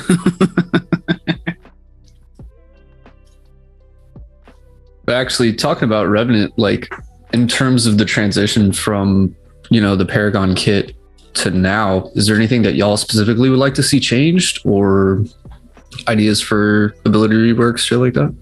I think his kit is too unique. I think if you like, arguably his mark is the thing that could be changed or kind of made it a little bit spicy or turn into a passive or something. But his kit is so unique and sets him apart so much that changing anything about his rockets might make it feel off for a lot of the nostalgic players, right? Changing anything about the Nether Realm, or if there is no Nether Realm, might throw it off a little bit also. That's what I'm saying. Like, it's like, yo, like that's a staple to what people remember about him. And they don't want to alienate. What about the reload, right? Because one of his abilities was just the reload. So if they just incorporated that into something else, and yeah, maybe. I mean, they could still incorporate it in some way. Like they have some wiggle room, right?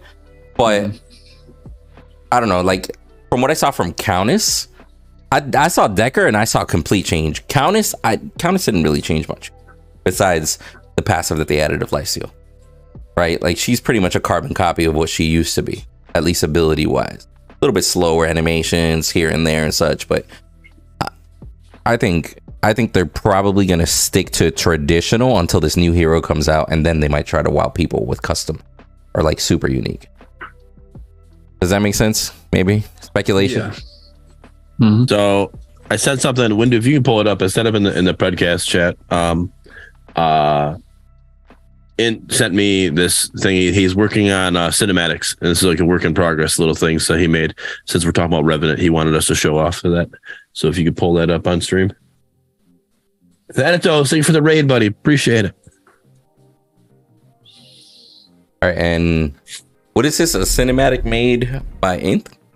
Yeah. Yep. Wait, what is this?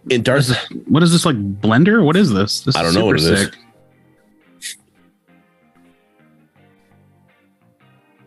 All right, I'm gonna need more details. I'm gonna need more details, and I don't know. Matrix? Are you using like? Did It's you 30 have like? seconds of a mini hype trailer? UE cinematics, he said. Wait, that's super sick. You just like made this Unreal Engine? Just cause?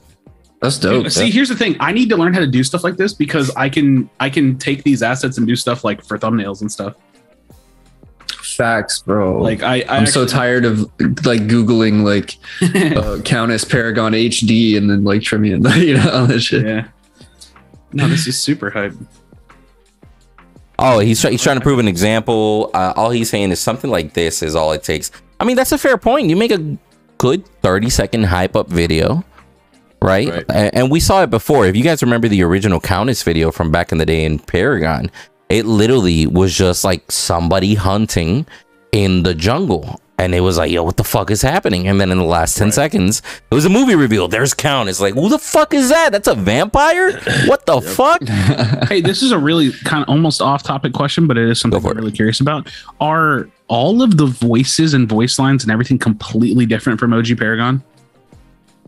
I don't think so. So Paragon some are different. Some of them are different. It's a so-so scenario. I strongly dislike. Well, so the reason why I ask is because like at some point, aren't they like, okay, let's say hypothetically, I don't know if they even do this now. Maybe I'm crazy. If they ever have like hero to hero voice lines, aren't they going to have to completely start over? Because it's not like you have the original voice actors. True. Either completely or get a similar sounding. Yeah. Right? Like try to match. really hard. But I want to say the majority of those voice packs were Epic based, that they had already pre-recorded and were going to put into the game, but never did. That's kind of where a lot of those come in, because all those voice lines weren't there really for Paragon, to be honest with you. That's more of a thing that we're getting now because they had them ready and they just never got implemented. That's what it said. Yep. The voice assets were released, but the sound effects were not. So the weird thing is that so which is odd because we never had the voice lines in the game.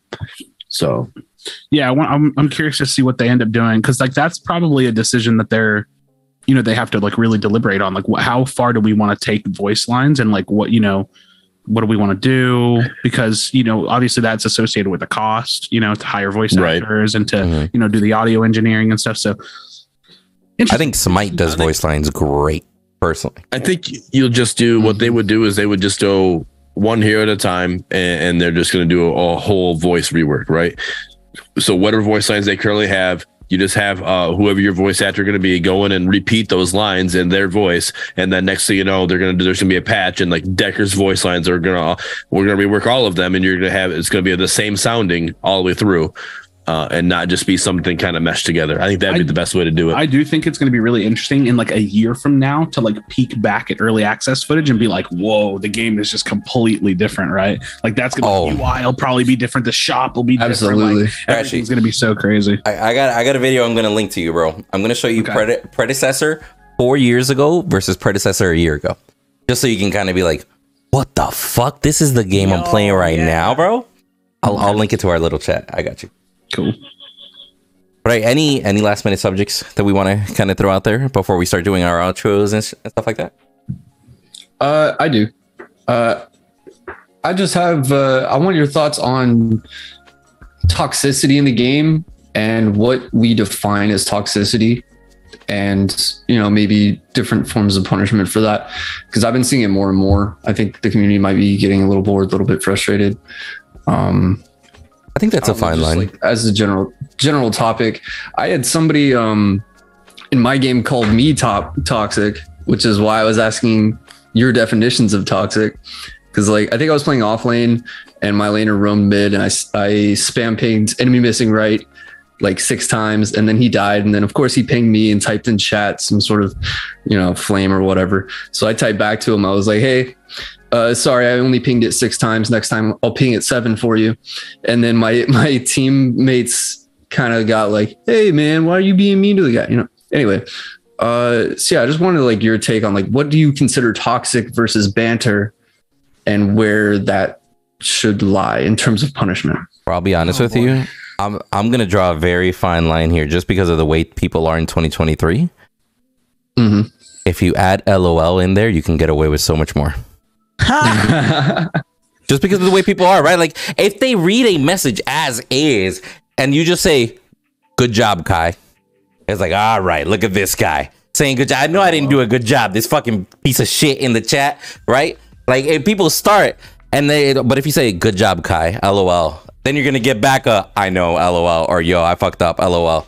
Like, bro, I'm telling you, you throw an LOL in there or just some sort of remark like that, it's just people read it a totally different way. People receive information such LOL. Yeah. I have a really aggressive take on this. And it's like, I don't know. This will probably be one of the things that people don't like me for. Okay. I think that like the notion of thinking something is toxic is just like an individualistic, weak-minded perception.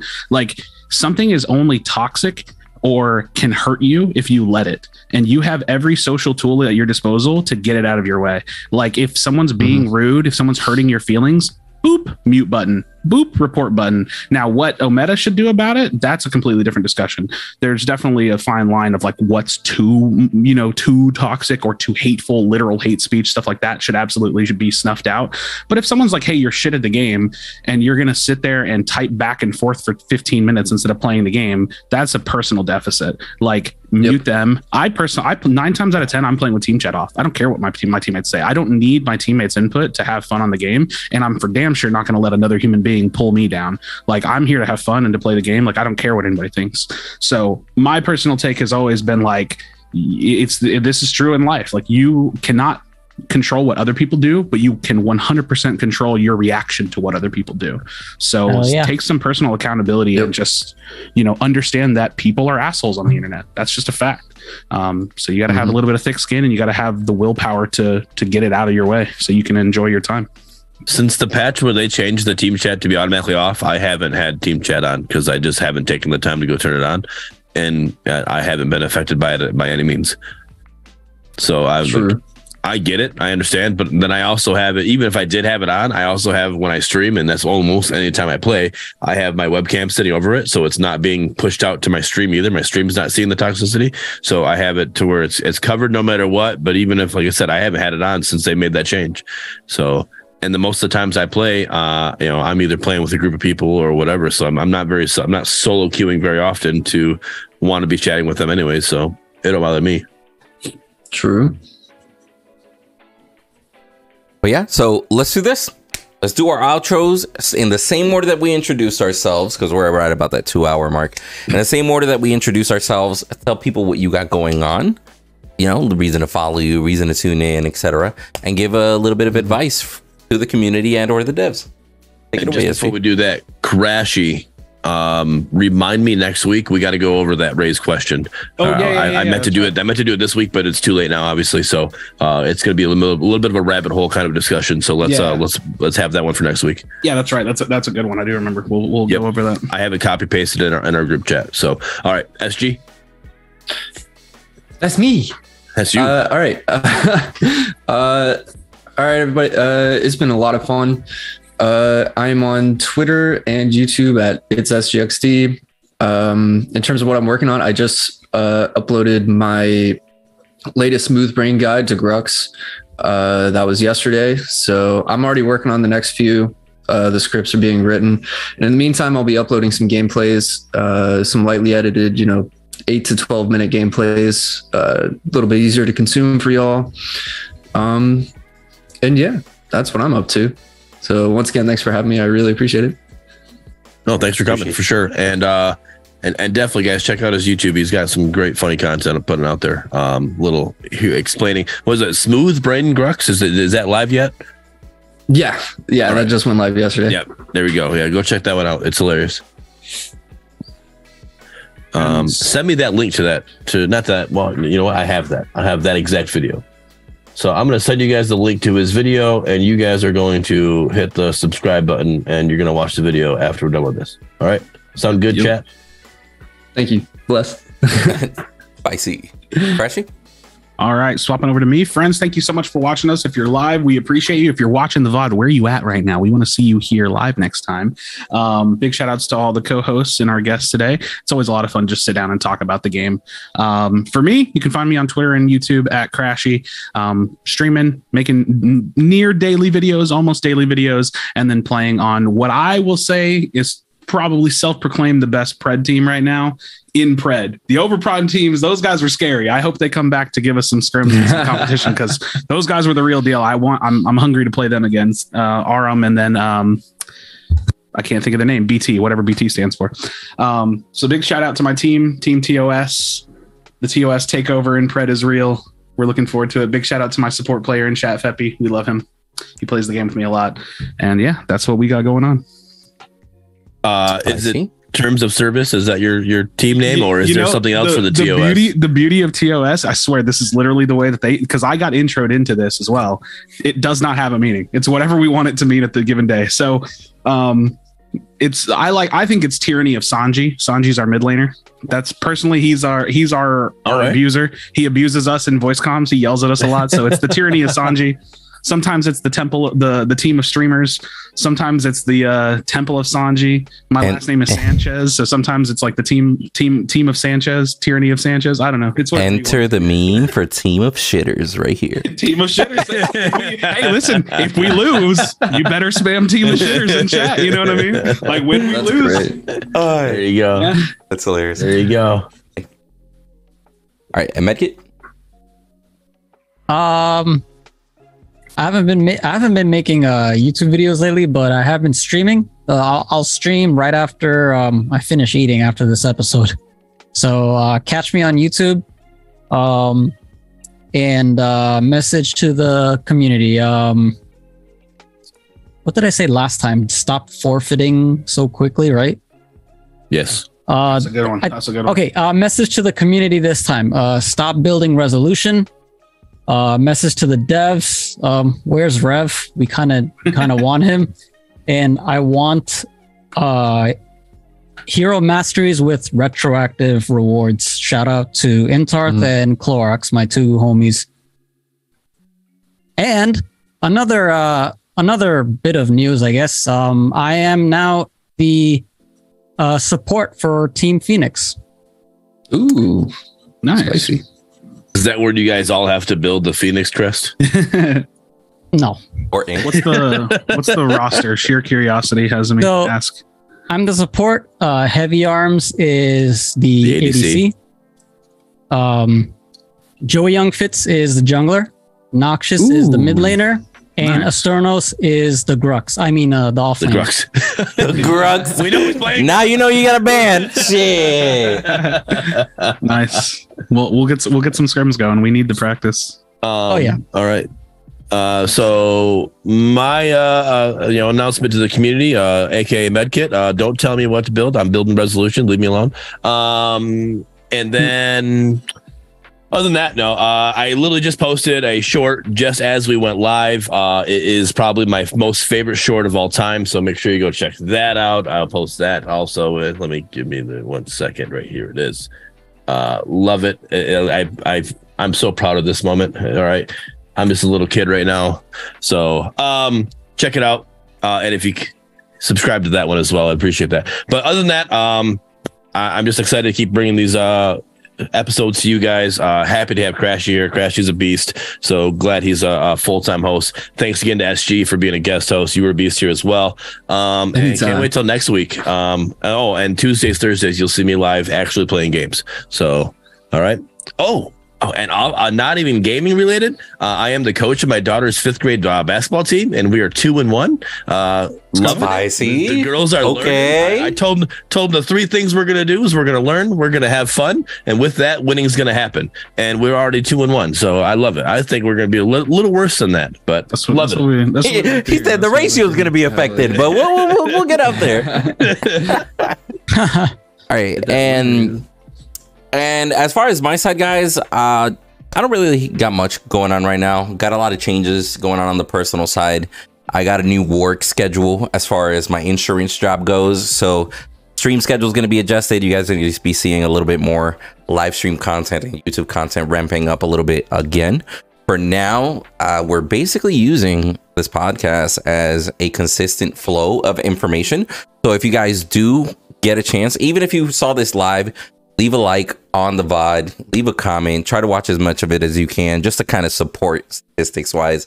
But yeah, guys, as far as community goes, I just like keep that shit up, homies, because at the end of the day, like this community's started off a little bit like, oh, I hope this game gets a good community, but it's turned into a pretty strong, dedicated, level-minded community. And that's a big word I'm going to throw in there, because we've seen communities that are not pretty balanced throughout. So GG, holding each other accountable and all that shit, and let's just keep growing the community, keep creating the content, keep informing new players, and just make an awesome community for the game. We appreciate you all. But as always, guys, thank you so much for tuning in. If you did make it this far, leave at least a GG where you are watching right now, whether it be on the VOD, whether it be on Twitch, just to let everybody know that you did make it this far into the video. And we will catch you all on the next one. Peace. Peace. Peace.